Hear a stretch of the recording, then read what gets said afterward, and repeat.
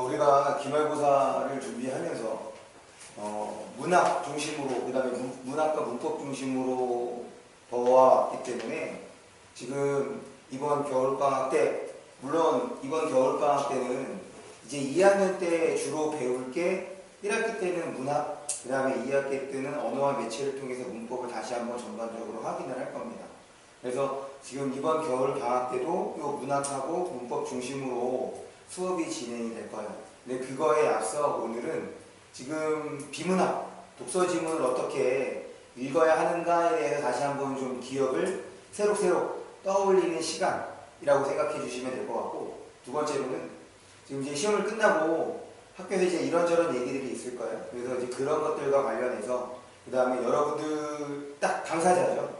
지금 현재 고2, 그 다음에 현재 고1, 현재 중3, 이 3개 학년의 입시정책이 모두 다릅니다. 그렇기 때문에 여러분들 상황에 맞춰서 확실하게 교육부에서 발표가 됐으니까 그 상황에 맞춰서 여러분들에게 필요한 것들이 무엇인지, 그러니까 1학년 때의 시기는 탐색이야. 그러니까 전공 탐색이라고 해서 여러분들이 어떤 그 희망, 직업, 진로 이런 것들과 관련돼서 이제 찾아보는 시기뿐 아니라, 내가 생각할 때도 1학년 때는 내가 지금 그 고등학교에 올라와서 다른 친구들이 어떻게 공부를 하는지, 그리고 어떤 실력을 지녔는지를 탐색해보는 시기라고 한다면, 2학년 때부터는 본격적으로 그와 관련해서 이제 심화되는, 뭐 진로와 관련해서 혹은 진학과 관련해서 아니면 직업과 관련해서 심화되는 것뿐 아니라 여러분들의 실력을 심화시키는 그 시기이기도 합니다. 그래서 이제 그와 관련되는 것들을 이따가 좀 설명을 한다고 생각을 해주시면 될 것 같고, 그리고 요 비문학 지문을 먼저 공부하는 이유는 조금 전에 얘기했던 것처럼 그 겨울방학 때는 문학하고 문법 중심으로 수업이 진행되긴 하지만 지속적으로 주간 과제물을 통해서 여러분들이 비문학 공부를 또한 해야 하기 때문에, 그리고 지난 겨울방학 때 공부했던 것을 떠올리는 측면과, 그 다음에 이번 학평 문제를 보니까 학평의 문학 문제보다는 비문학 문제가 상당히 좋더라고. 지금 비문학 3개 지문이 나왔죠.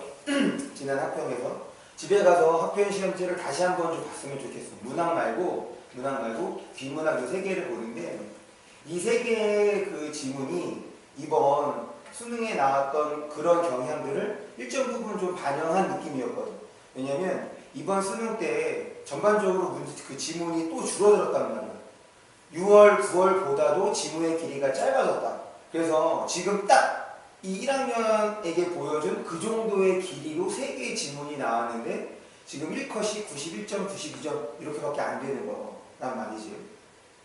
그런 측면에서 이 3개 지문을 다시 한번 여러분들이 보는 것이 좀 좋을 것 같고, 그와 관련해서 그 이제 1학년 지문이었으니까 지금 칠판을 보시면 첫 번째 지문이 2015년도 고2 3월 학평, 제가 3, 6, 9, 11 이 4개의 모의고사 중에서 가장 좋은 문제가 3월이라고 이렇게 여러 번 얘기를 했죠.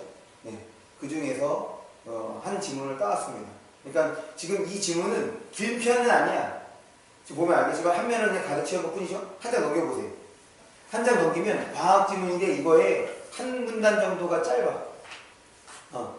그런데 이 과학 지문은 지금 우리가 처음 보는 이 지문보다 여러분들이 기억해야 할 정보량이 훨씬 더 많습니다. 지문의 길이가 중요한 게 아니야. 글의 구조, 그래서 글에 어떻게 내용이 전개가 되는지, 그런 것들을 어떻게 처리하는지가 중요한 측면이거나, 지금 11월 학평과 관련해서도, 그 다음에 앞으로 우리가 좀 더 연습이 필요한 지문과 관련해서 이 2 지문을 좀 골라봤습니다. 내가 어제 잠도 못 자고 새벽 2시 반까지, 3시까지 어떤 지문을 해야 될까? 11월 학평 문제를 풀어보고, 그렇다고 11월 학평을 리뷰하는 것도 아이들에게는 신선도가 떨어질 텐데, 지문의 구성은 좋으나 신선도가 떨어지는, 그렇다고 또 어려운 거 하기에는 그렇고, 다시 쭉 보면서 지문을 골라왔더니 10시에 온 친구가 한 명도 없었어요. 그리고 괜찮아. 지금 이 시간에 원래는 3명이 더 있어야 되는 거잖아. 근데 그 3명을 결석을 했다. 그렇죠. 지가 1등이죠. 10시 5분. 네. 그래서 원래 5분 지금까지 인정해 주시지 않았어요? 아니 괜찮아요. 뭐 시험 보고 충분히 그럴 수 있죠. 그래서 이 첫 시간이 상당히 중요한 겁니다. 여러분들이 시험 보고 느슨해진 마음을 좀 조여야 하니까. 그러면 이제 본격적으로 질문을 좀 설명할게요. 다시 우리가 어려워하는 그러니까 지문의 유형을 보면 인문, 사회, 그다음에 과학, 기술, 예술 이렇게 5개의 지문 유형이 있습니다. 그러니까 제재가라고 얘기를 하죠. 글감. 이 중에서 우리가 어려워하는 것이 주로 과학하고 기술 지문이에요.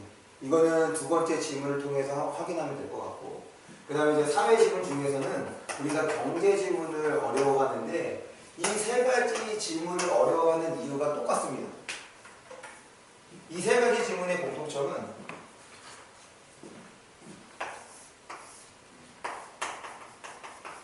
원리와 과정으로서 내용을 전개하고 있다.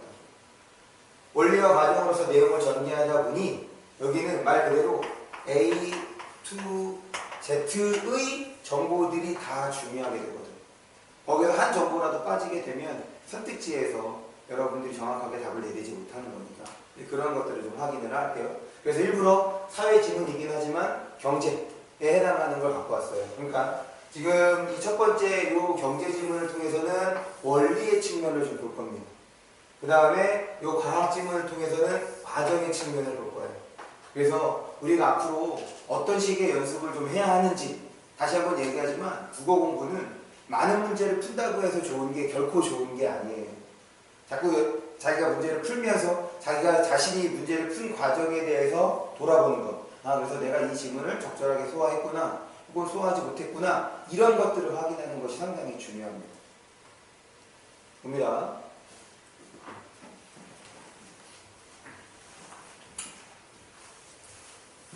지문도 모르고 프로젝터 빈 파일도 작업을 하고.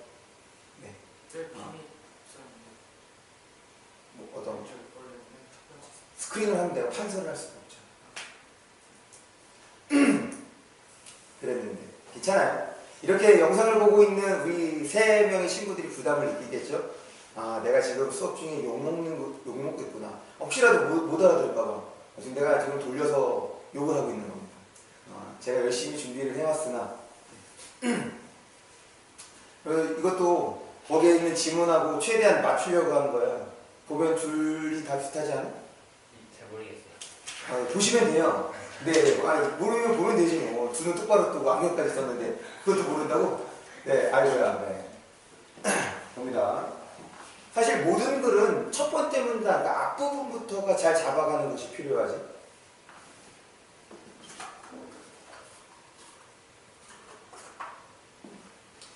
돈을 빌린 사람은 빌린 돈에 대한 대가를 지급하는데 이렇게 지문에서 끊어주는 부분에 대해서는 그냥 끊고 갑니다.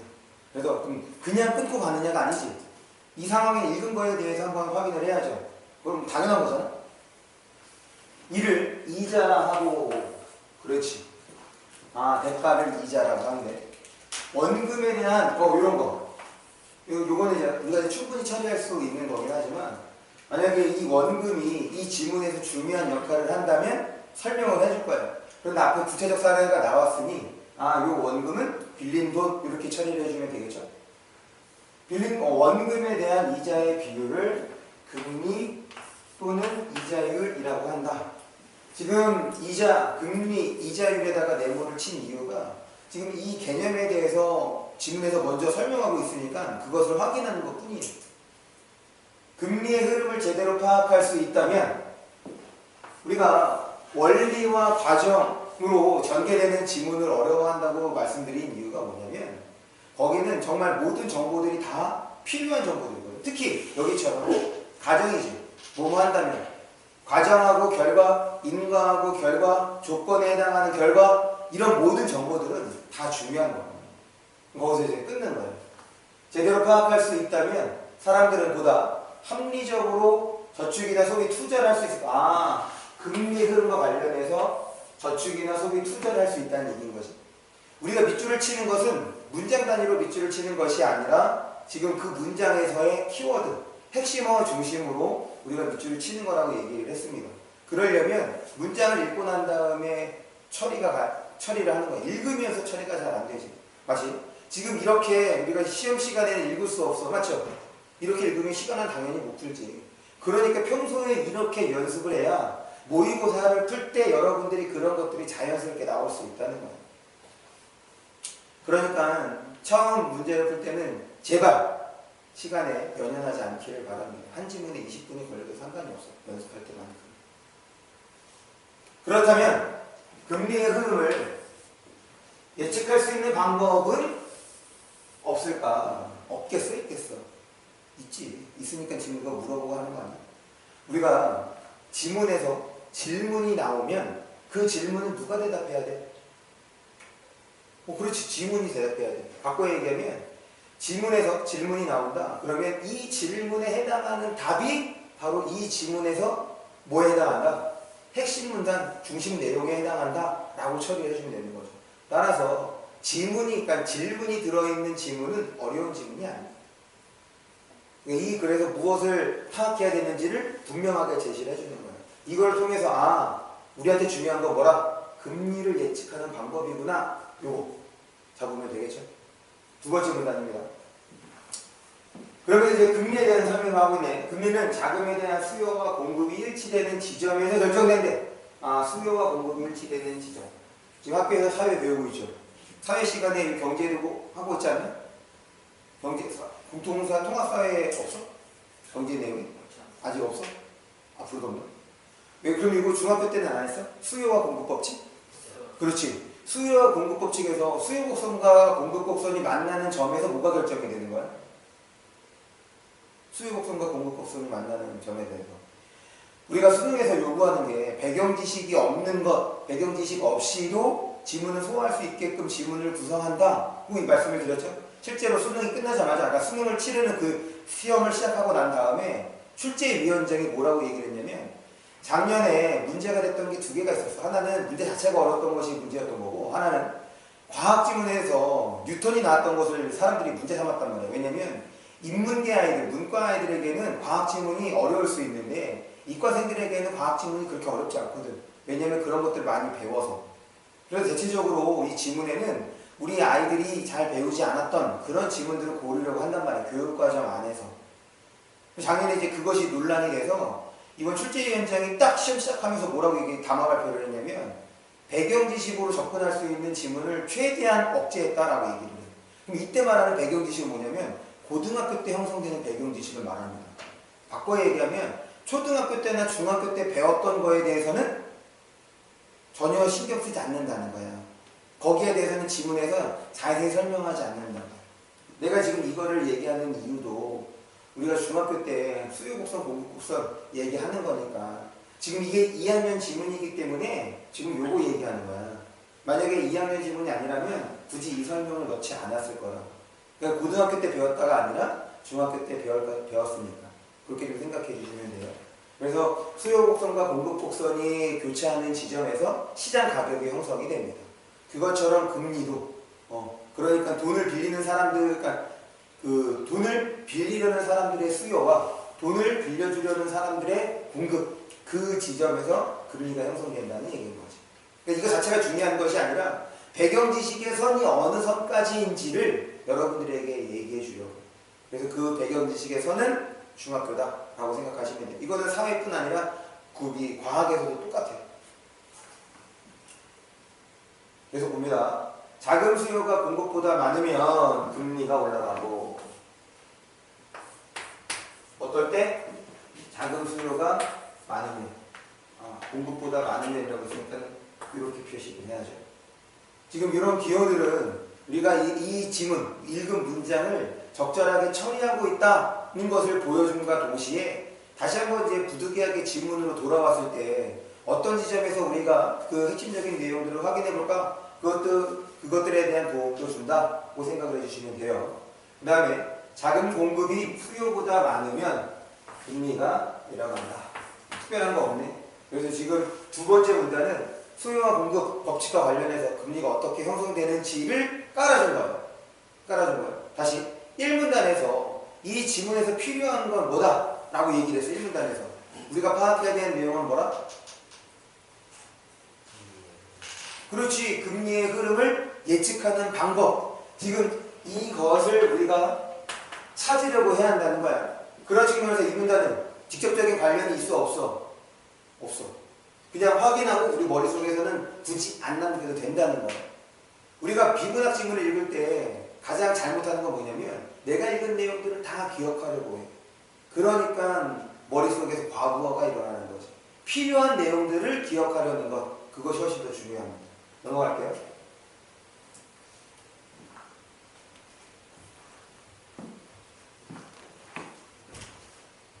삼문단이야. 그런데 우리 그런데 역할이 뭐였지? 역적. 전환. 역적은 그러니까 반대되는 내용이 나오는 거는 하지만 그러나 이런 것들이 그런 역할을 하는 거고, 그런데 한편의 역할은 전환이에요. 그럼 왜 전환에서 중요한 거냐면 화제를 바꾼다는 거거든. 지금 앞에서 뭐 얘기했어? 금리 얘기했잖아. 그러니까 그거와 관련된 다른 화제로 넘어갈 때 쓰는 것이 그런데. 그래서 지문에서 그런데와 한편이 나오면 주의해야 돼. 지금 이 지문에서는 큰 영향을 미치지 않지만 그런데와 한편은 화제를 바꾸는 거기 때문에 내용 자체가 늘어납니다. 그런데 여기서는 뭐 1, 2문단 자체가 길이가 짧지 않았으니까 크게 내용이 늘어나는 건 아닌 거지. 그러니까 지문의 길이도 길지 않은 거예요. 그런데 물가가 변하면 여기 새로운 개념이 나왔네. 앞에서는 여태까지 뭐 얘기했어? 금리 얘기했단 말이야. 그리고 우리가 이 글에서 파악해야 되는 건 뭐라고? 금리를 예측하는 방법이었던 거고. 그래서 지금 물가에 대한 얘기가 별개죠. 같은 돈으로 재화와 서비스를 살 수 있는 구매력이 달라지고 실질적인 요 부분이네. 지금 물가 얘기를 왜 한 거야? 그렇지. 금리에 영향을 미치기 때문에 물가 얘기를 한 거구나. 여기서 반이 와야죠. 금리도 달라진다. 이로 인해 그러니까 이그저 나오면 뭐 하기로 했어? 이그저 나오면 그렇죠.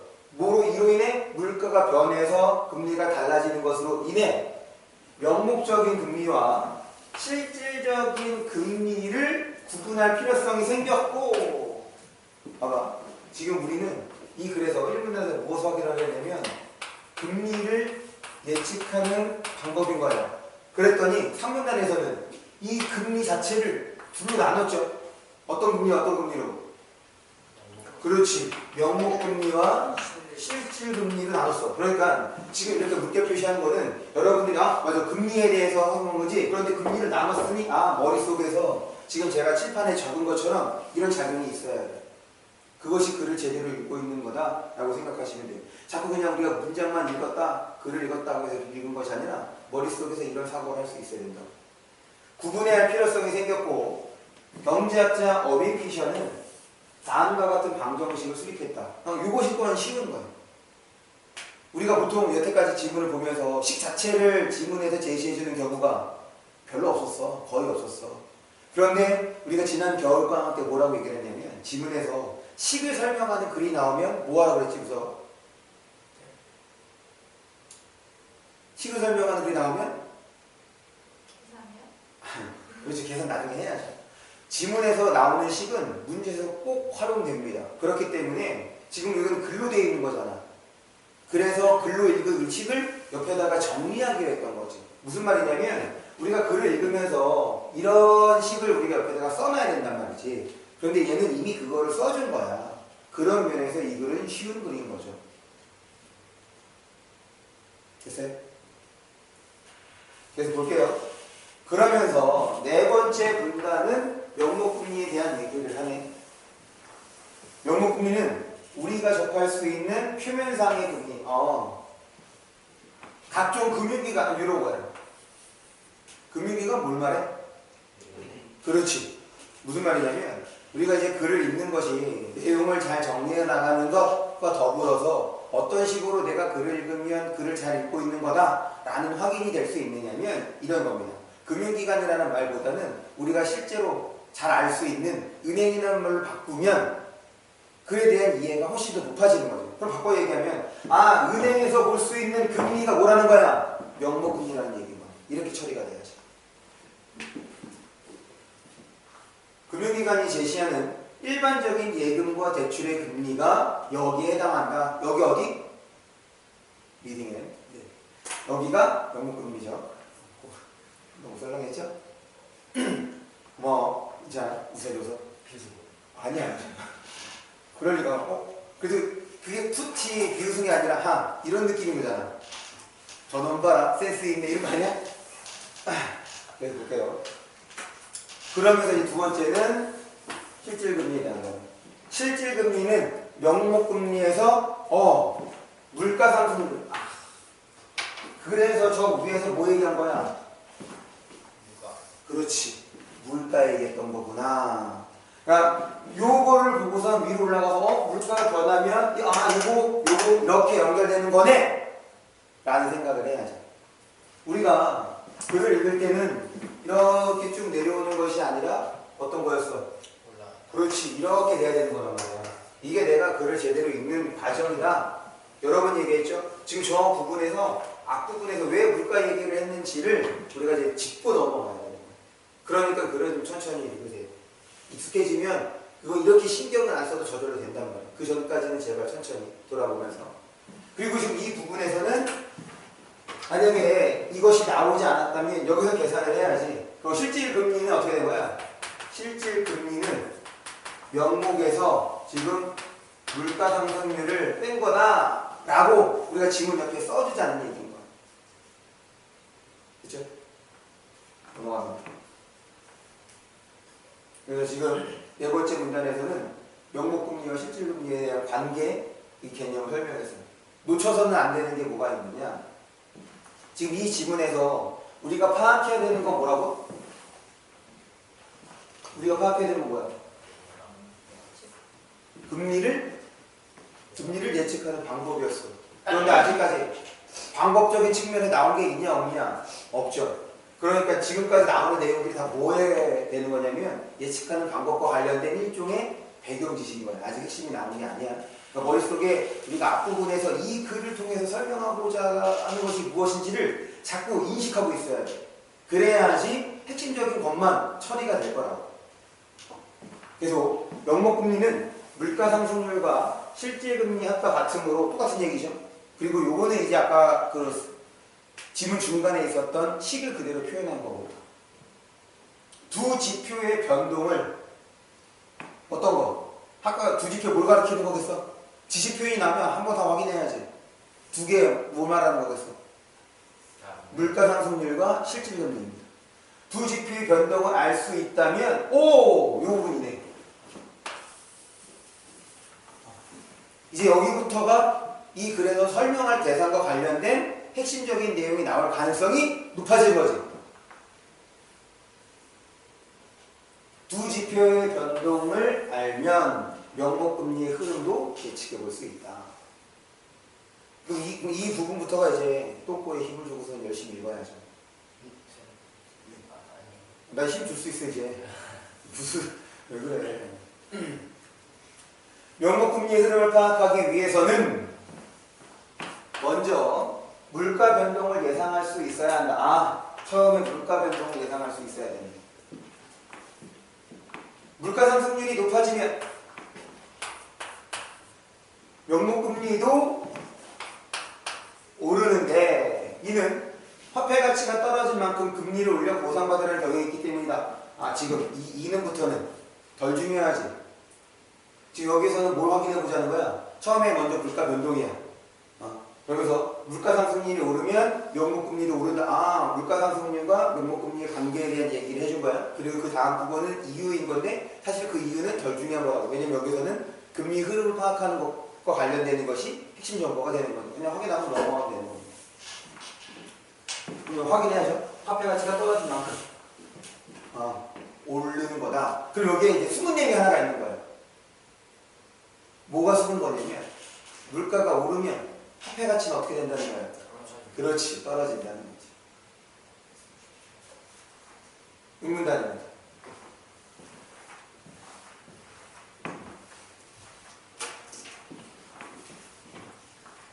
실질금리는 사전에 관측되기 어려우므로 그러면 지금 앞에서는 명목금리에 대한 얘기가 끝났네? 명목금리는 뭐와 관련되는 거야?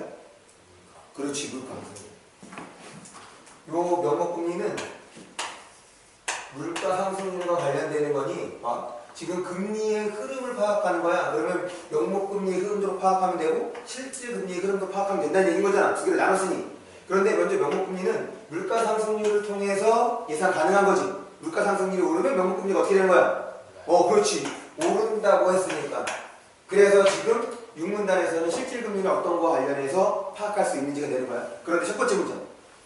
내가 끄는 부분. 실질 금리는 사전에 관측되기 어렵대.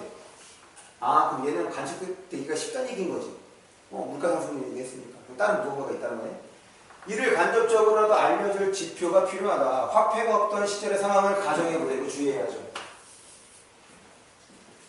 네, 상황을 가정해보자라고 얘기를 했으니 지금 읽은 우리가 이 첫 번째 문장하고 무조건 어떤 걸로 연결이 되는 거야?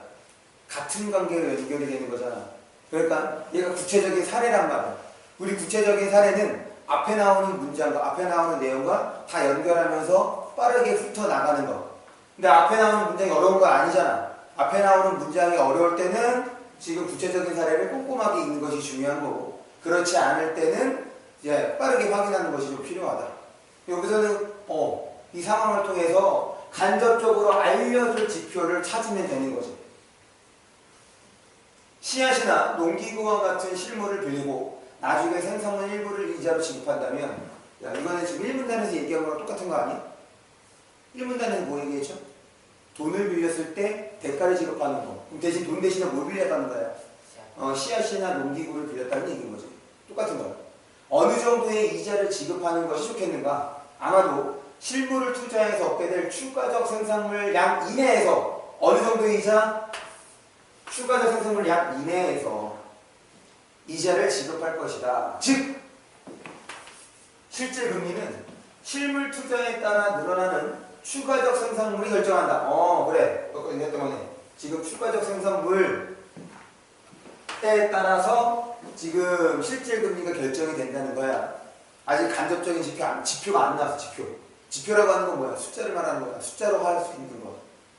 이와 마찬가지로 지금 이와 마찬가지로 다 어떤 내용인 거야? 앞에 나오는 내용과 어떤 거야? 같은 거잖아. 지금 앞에 나오는 내용들을 정리 이렇게 해주는 거지. 이제 나올 때가 됐네. 경제가 잘 돌아가 경제 성장률이 높을 때 이거 뭐야? 이게 바로 지금 이 지표라는 말과 직접적으로 관련을 맺을 수 있는 대상인 거지. 그리고 여기서 이제 반응이 요건가 보다 라는 생각을 해야 된다.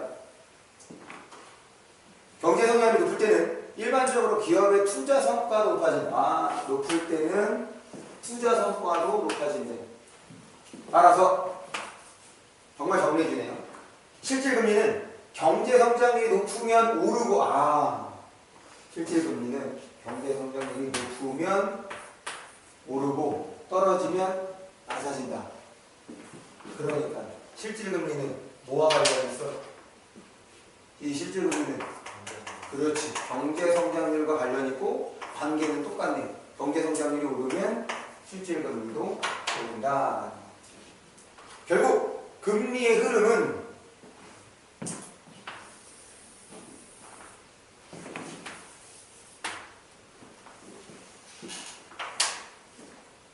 지금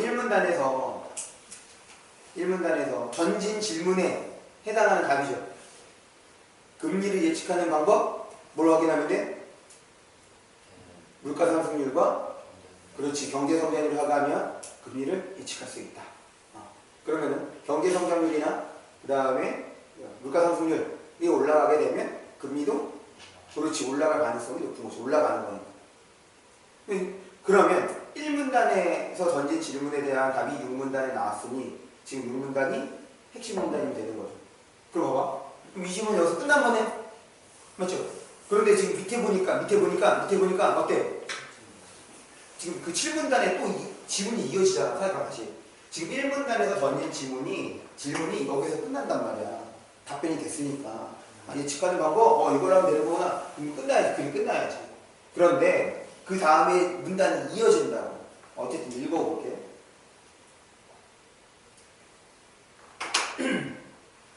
현실 세계에서 우리가 접하는 금리는 종류도 많고 그 구조도 복잡해 보인다. 딱 첫 번째 문장 읽으니 지금까지 읽었던 그 흐름과 관련이 있어 없어 달라지죠. 그럼 여기서 이제 뭘 해야 돼? 그렇지. 문제로 돌아가서 지금 우리가 읽은 것 글까지 해서의 내용으로 지문을 처리해야지. 내가 지금 이 지문을 고른 이유가 이번 11월에 모의고사 문제가 좋았다고 얘기를 했잖아. 다른 거 말고 비문학 지문이 좋았습니다. 거기에서 어떤 지문이 있었냐면 세 번째 지문이 첫 번째가 그 지역 난방 얘기했던 거고, 두 번째가 좀 어려웠던 거 비트겐슈타인 뭐 진리값 이렇게 논리 뭐 하는 거 있었고, 세 번째 지문이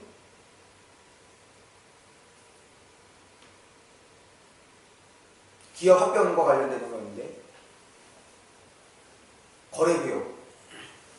거래비용과 관련되는 이 세 번째 지문. 세 번째 지문이 이 구조랑 비슷해요. 그래서 오늘 요거 해봤으니까 집에 돌아가면 그 세 번째 지문을 다시 한번 좀 읽어보세요.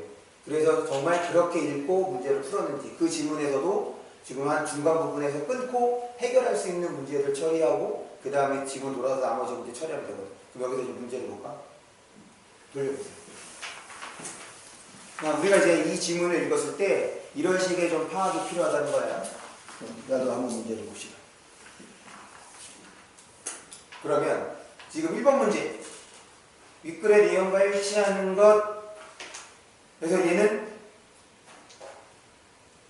처리가 가능하네. 그리고 한 번에 답도 나오겠다. 그 다음에 2번, 기억을 활용하여 보기를 이해한 내용으로 적절한 것. 얘도 처리가 가능하죠. 그 다음에 3번 문제를 보니 정책금리 결정에 대한 반응이래. 그럼 정책금리는 읽었어 안 읽었어? 안 읽었어. 지금 여기까지 6문단까지 내용으로 우리는 지금 두 개의 문제를 해결해 볼 수 있는 거야. 그러고 난 다음에 다시 지문으로 돌아와서 이제 읽은 걸로 문제를 처리했으니 걔네들에서 이제 기억할 필요가 없는 거잖아. 정책금리 이렇게 처리하면 되는 거야. 근데 이제 이 지문은 정책금리도 금리를 예측하는데 영향을 미치죠. 있다고 보면 합니다. 그래서 지금 이제 7문단부터 읽어볼게요.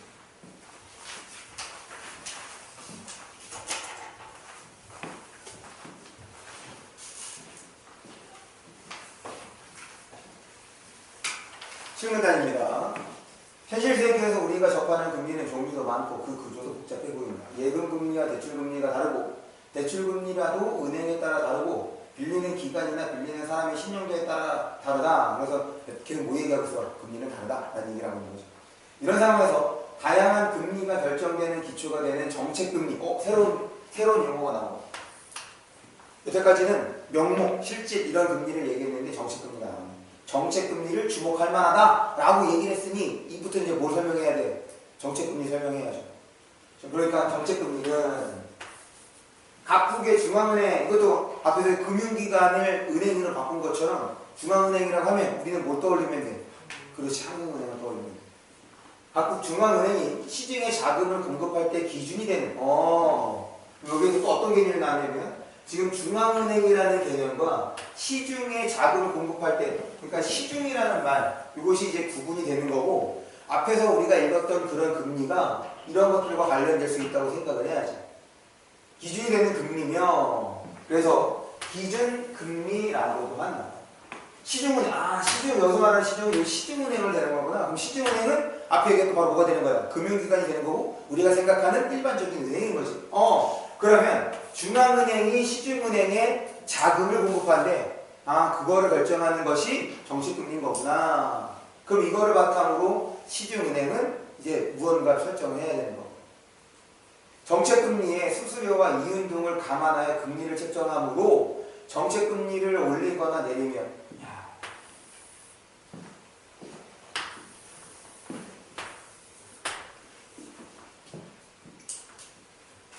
이것도 뭐야? 이것도 금리를 파악하는 방법 중에 하나네. 지금 시중금리래죠. 시중금리. 그러면 이제 질문입니다. 지금 시중금리는 명목금리와 실질금리 중에서 어디에 해당할까?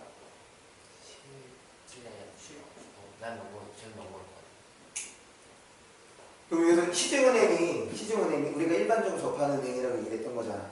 아까 은행에서 우리가 확인할 수 있는 금리가 뭐였어? 은행에서 확인할 수 있는 금리. 그렇지. 은행에서 확인할 수 있는 금리가 명목금리인 거니까 지금 정책금리를 올리거나 내리면 이때 말하는 시중금리, 이때 말하는 시중금리가 바로 뭐랑 연결이 되는 거야?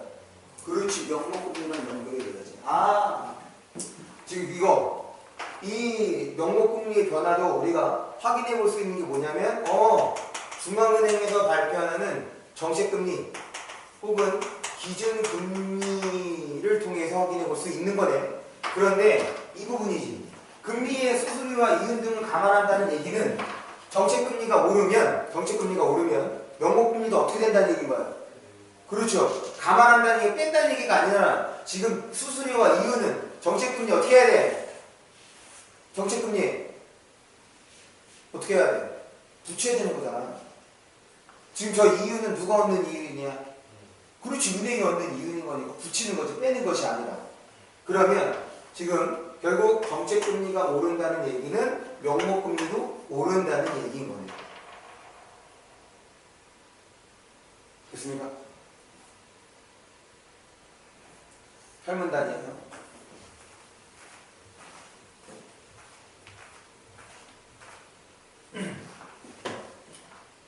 마지막 문단인데 중앙은행이 정책금리를 결정할 때 우선적으로 고려하는 것은 물가상승률과 경고.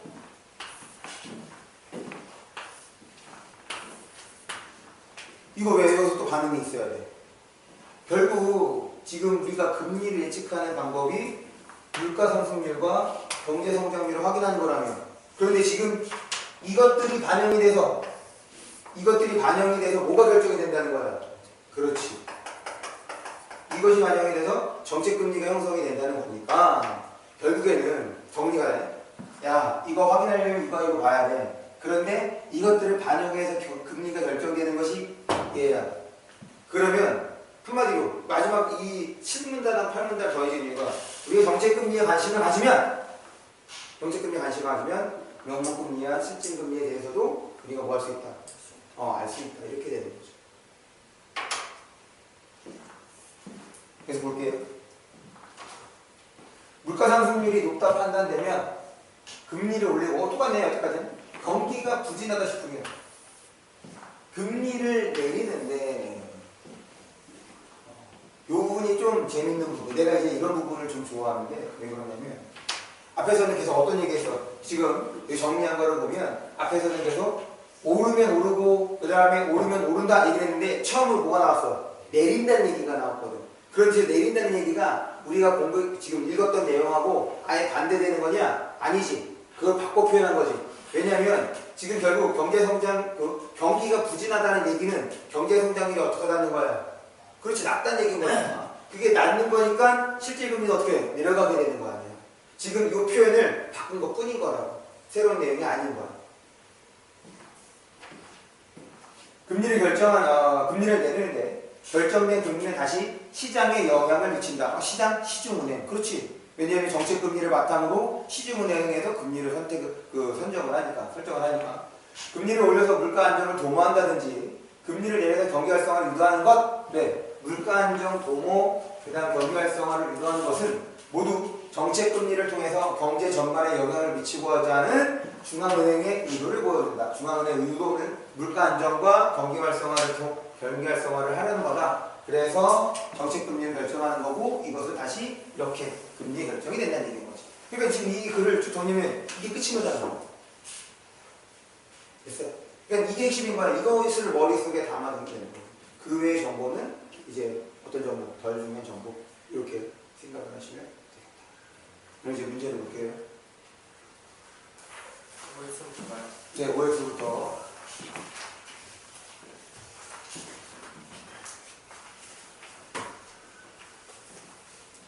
물가 변동과 경제 성장률을 통해 금리의 흐름을 예측할 수 있다. 맞죠? 핵심 내용이었어. 그 다음 기준금리에 따라 명목금리도 변한다. 지금 기준금리 원래는 이제 여기서 주로 설명하고 있니까 주로 쓰고 있는 용어가 기준금리가 아니라 정책금리였지. 정책금리 이꼴 기준금리였으니까 그걸 바꾼 것 뿐이야. 명목금리도 변한다. 맞죠? 시중은행에 공급한다고 얘기했으니까. 두 번째 문제도 O. 세 번째 문제. 중앙은행은 물가와 경제 성장률을 고려하여 정책 금리를 통해 경제를 안정적으로 이끌려 한다. 맞아 틀려? 맞아 틀려? 맞죠? 왜냐면 물가가 오르면 물가 안정을 위해서 올리고 그 다음에 다시 경기가 부진하면 경기를 활성화시키기 위해서 금리를 내리고 라는 얘기는 결국 경제를 안정적으로, 아니 안정적인 것이 무슨 뜻이야? 그래요. 일정하게 흔들림 없이 그런 거니까 세 번째도 적절하다. 1번이에요. 일치하는 것. 이건 어렵지 않죠? 바로 몇 번? 12번. 경제성장률이 높으면 실질금리가 오른다. 나머지 거는 볼 필요가 없는 거예요. 확실하게 1번이잖아. 그러니까 우리가 잘 안 되는 것이 이런 거지. 1번은 내가 답을 몰랐어. 그런데 왠지 2번부터 5번까지를 보고 싶잖아. 어쩔 수 없어. 그러니까 자꾸 문제를 풀면서 자신에 대한 신뢰를 키워야 돼. 아, 내가 여태까지 문제를 풀어본 결과 내가 딱 답이라고 한 것들에 대해서는 나머지 것들 안 보더라도 정답률이 꽤 높았다. 한 90%가 넘어야죠. 그래야지 나머지 선택지를 안 보게 되는 거예요. 그래서 안 봐서 채점했어. 맞았어. 그러면 정말 내가 제대로 했는지를 한 번 더 확인하는 거라고. 그러니까 맞았으니까 끝이 아니라 맞아. 이것 때문에 틀리고 이것 때문에 틀리고 내가 제대로 몰랐네. 이러면 어떻게 돼? 나에 대한 신뢰가 높아지는 거란 말이죠. 그러니까 한 지문에 20분이 걸려도 30분이 걸려도 상관이 없는 거라고. 한 지문만 제대로 이런 거를 꾸준히 아니고 하루에 내가 여러 개씩 보려고 한 거 아니잖아. 기껏해야 3개인 거지. 넘어갈게요. 2번입니다. 이제 우리가 잘 안 되는 것 중에 하나예요. 구체적인 상황이 나왔어. 여기서는 지금 어떤 과정과 어떤 원리로 인해서 이런 변화가 일어나는지를 좀 설명한 거지. 그럼 이것을 여기다가 이제 적용해 보는 거야. 그러니까 연결될 고리를 찾는 것이 이 구체적 사례에서는 상당히 중요한 거야. 어떤 부분에서 우리가 파악한 내용으로 연결될 수 있을 것인가. 춘향이는 광활루 은행에서 판매하는 1년 만기 예금 상품에 가입했다. 문제없니? 예금의 금리는 고정금리 3%였대. 그럼 예금의 금리 고정금리래. 그럼 예금의 금리라는 얘기는 어떤 금리와 관련되는 거냐면 우리가 본 것이 명목금리와 실질금리 그리고 정책금리에 해당했어. 그러면 이 예금의 금리, 은행에서 보여주는 이 예금의 금리는 어떤 개념과 연결이 돼야 돼? 그렇지. 얘는 명목하고 연결이 돼야죠. 그게 3%였대요. 그 다음에 춘향이는 가입 시점 1년 후 물가 상승률을 2%로 예상하고 실질금리를 계산했다. 그러면 아까 이게 바로 그 식을 쓰는 거잖아. 그 식이 어떻게 됐어? 명목은 실질 더하기 요거였던 거죠. 그러면 지금 명목이 얼마야? 3. 그 다음에 지금 예상 물가 상승률은 2인 거니까 이 춘향이가 예상했던 실질 금리는 얼마였던 거야? 그렇지. 1이었던 얘기인 거죠. 그런데 실제로는 물가 상승률이 어떻게 됐어? 4가 됐네. 맞지? 그러면 얘는 고정금리라고 했으니까 얘는 변함이 없는 거잖아. 그러면 실질금리가 어떻게 돼야 돼? 그렇지. 마이너스 1. 그러면 내용으로 적절한 것은 3번이죠. 예금의 실질금리가 춘향의 예상치보다 낮아졌다. 됐어요? 그러면 물가가 오르면 경제가 내려가요? 물가가 오르면 경제성장은 내려가요? 네. 그게 조금 상관관계가 있는데 이 글에서는 이 물가 상승률과 경제 성장률에 대한 상관관계를 설명하지 않았죠. 그러니까 거기까지는 생각할 필요가 있습니다. 됐습니까? 그 다음에 3번. 그래프가 잘 안 보이긴 하지만 사실 그래프는 페이크고 지금 여기서 중요한 건 A와 B에 해당하는 설명이 중요한 거죠. 봅니다. A. 정책금리를 인상했대. 정책금리를 올렸다는 얘기는 어떤 거예요? 지금 우리가 정책금리 관련되는 게 올릴 때는 어떤 때 올렸어? 물가가 오르면 올렸고 경기가 내려가면 내렸댔으니까 이거는 이제 뭐와 관련돼서? 물가와 관련해서 처리가 된 거구나 라고 생각을 해야지. 여기서 여러분들 배경 지식을 요구하는 것이 아니라 이거는 왜 함정에 빠질 수 있냐면 사실 이제 2학년 때 경제를 선택하는 경우도 있단 말이야. 공부하는 친구들도 있고. 그렇지. 그런 식인 거니까. 그런데 지금 여기에 이 지문에서는 그냥 단순하게 어떤 때에 올리고 어떤 때에 낮췄다라는 거니까 얘는 물가를 조금 더 물가를 중점적으로 본 거고 B의 경우는 얘를 낮췄으니까 뭘 중점적으로 본 거야? 뭘 중점적으로 본 거야? 낮췄으니까 경제성장률을 해야 되거든. 경제성장률이 낮으면 물가 정책금리를 낮춘다고 얘기를 했으니까. 됐어? 이게 이 지문의 이 문제에서는 포인트가 되는 거야. 그러면 선택지를 보는데 1번 A의 결정에 물가 상승에 대한 우려가 큰 영향을 미쳤겠군. 그렇죠. 그러니까 어떻게 했어? 그래서 어떻게 했어? 그렇지, 올렸지.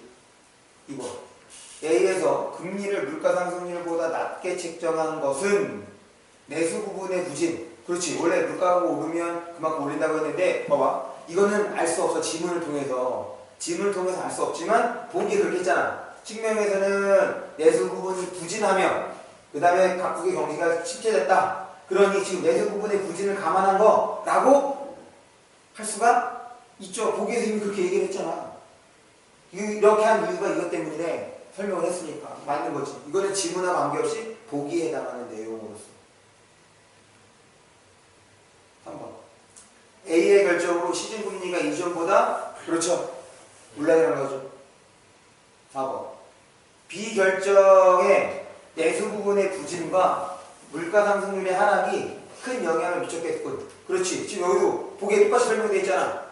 어딨어? 내수 부분의 부진이 지속되고 있고 그 다음에 물가 상승률은 낮아졌다. 그러니까 그것이 결정에 영향을 미친 거인 거지.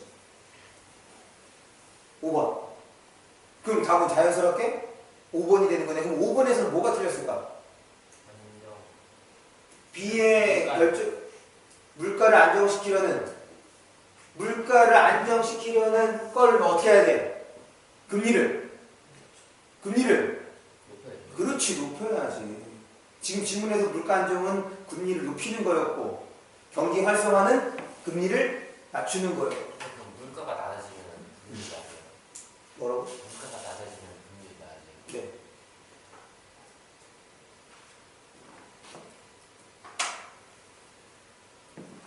그렇죠?